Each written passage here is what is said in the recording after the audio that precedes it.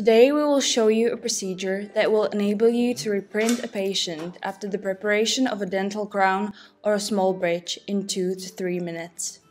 The key is to use the time before anesthesia starts to work and take the patient's impression before you start grinding. Then take an impression of the upper and lower jaws and register the bite as well. You can easily do this in 2 to 4 minutes. Only then you will grind the teeth and prepare the sulcus, just as you would imprint it with silicone. In a pre-prepared scan, erase the prepared teeth and scan only the stumps.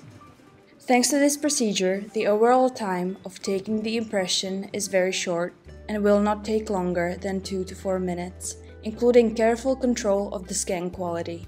Then send the digital impression with a double click on your computer to the dental laboratory, and a dental technician can immediately start modeling the dental prosthesis.